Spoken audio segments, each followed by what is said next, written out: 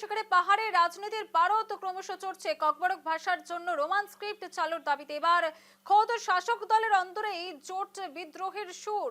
এতদিন প্রধান শরিক তিপ্রামথা এই দাবিতে সরব থাকলেও এবার রাজ্য সরকারকে কড়া ভাষা আক্রমণ শানালো বিজেপির দীর্ঘদিনের ছোট শরিক আইপিএফটি।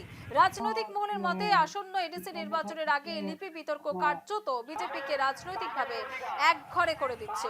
উত্তপ্ত পরিস্থিতি উঠে আসছে আবারও ত্রিপুরা থেকে। সেখানে এডিসি নির্বাচনের আগেই পাহাড়ের কিন্তু উত্তাপের পারদ চড়ছে।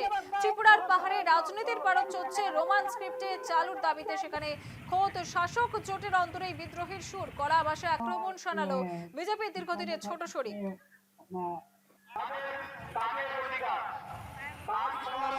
আরে উনি বাঙালি, মুখ্যমন্ত্রী বাঙালি, উনি আমাদের স্ক্রিপ্ট নিয়ে কেন কথা বলবেন?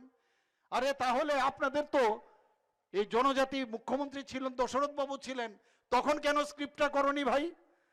তখন তো করনি। মুখ্যমন্ত্রী আবার বাঙালি, মুখ্যমন্ত্রী আবার মণিপুরি, মুখ্যমন্ত্রী আবার এসসি, মুখ্যমন্ত্রী ট্রাইবেল। মুখ্যমন্ত্রী তো মুখ্যমন্ত্রী হয়, এ তো সবার জন্য মুখ্যমন্ত্রী, মুখ্যমন্ত্রী কারণে আলাদা হয় না। তো এই যে বিভ্রান্ত করার একটা চেষ্টা করছে যে যে মুখ্যমন্ত্রী ট্রাইবেল হলেই হবে, তোমার তো ট্রাইবেল মুখ্যমন্ত্রী ছিল, তখন করনি কেন? তো এই যে স্ট্যাটাস কিউ, আমরা অলরেডি বলেছি রোমান স্ক্রিপ্টেও ইচ্ছা করলে আপনি পরীক্ষা দিতে পারবেন, নো প্রবলেম। এবং বাংলাতে যদি স্ক্রিপ্ট, এর মধ্যে আপনারা নিজেরা স্ক্রিপ্ট বানান। এখানে যে আমার পূর্ববর্তী বক্তা বলেছেন বিশিষ্ট শিক্ষাবিদ, এবার আমাদের এই সরকার আসার পর कि रोमन स्क्रिप्ट ही साइंटिफिकली और जितना भी भाषा कमीशन यहाँ पे गठित हुआ सबका सुपारिश है। And some people want to say that English is a foreign language, तो इंग्लिश में दस्तावेज, इंग्लिश में बोलती, इंग्लिश में बजट सब बंद कर दो, सिर्फ बांग्ला और कॉकबोरक में अपना काम चलाओ। इंग्लिश बंद कर दो। If English is a foreign language, तो roman script is what? English. How can it be a foreign language? These are petty excuses they want to put. They want to implement the Devanagari script, which is ridiculous, which is not at all well welcome. And the indigenous people, they have got the right to choose their own script, and they have chosen. The majority of them, this thing have chosen the Roman script, that is the English script. মুখ্যমন্ত্রী মানিক সাহা, ওনার মাতৃভাষা হলো বাংলা। তো আমি ওনাকে অনুরোধ করব এইসব জায়গাতে আপনি বিরত থাকুন, কারণ যারা ককবরক ভাষী তারাই জানবে কোন স্ক্রিপ্ট ইউজ করলে তার ভাষা উন্নতি হবে। তো যে যে ভাষা বলে তাকে সিদ্ধান্ত নিতে দিন। এইসব সব জায়গাতে ডিস্টার্ব যদি করে তো আপনারই সমস্যা হবে, কারণ এই রোমান স্ক্রিপ্টের যে সমস্যাতেই বামপন্থী বিদায় নিতে হয়েছিল। তো আপনি আমাদের পার্টনার শরিক দল, তো আমি মনে করি এটা তার ব্যক্তিগত, মুখ্যমন্ত্রীর ব্যক্তিগত শ্রদ্ধে মানিক সাহাজির বক্তব্য হতে পারে। বিজেপির বা সরকারের এরকম কোনো সিদ্ধান্ত, লিখিত এরকম সিদ্ধান্ত আমি মনে করি না যে আছে। তো এটা তার ব্যক্তিগত হতে পারে। তো এটাও জানা রাখা দরকার যে কোনো সরকার স্থায়ী নয়। একেবারে বিস্তারিত জানবো, আমাদের সঙ্গে রয়েছেন আমাদের প্রতিনিধি ভূপাল চক্রবর্তী। ভূপাল, রাজনীতির পারদ একেবারে চড়ছে ত্রিপুরাতে, সেখানে দেখা যাচ্ছে যে শাসক জোটের অন্তরেই বিদ্রোহের সুর। আর কি কি তথ্য রয়েছে? দেখো, এডিসি নির্বাচন যত ঘনিয়ে আসছে ততই এই রোমান হরফ বিতর্ক কিন্তু ক্রমশ মাথাচাড়া দিয়ে উঠছে। বিশেষ করে শাসক দলের অন্দরেই, শাসক জোটের অন্দরেই প্রথম দিকে তিপ্রামথা এই ইস্যুতে সরব ছিল। সম্প্রতি তিপ্রামথার ছাত্র যুব সংগঠন সেখানে আগরতলায় মানববন্ধনও করেছে। এবার একই ইস্যুতে সরব হয়েছে আইপিএফটি, শাসক জোটের আরেক শরিক দল, ছোট শরিক দল। আইপিএফটি সদস্য ত্রিপুরা মন্ত্রিসভাতেও রয়েছে।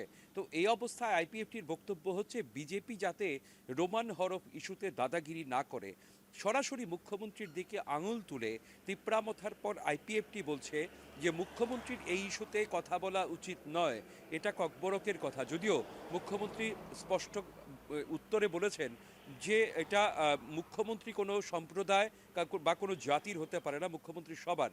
সেক্ষেত্রে মুখ্যমন্ত্রী কথা বলবেন না কেন?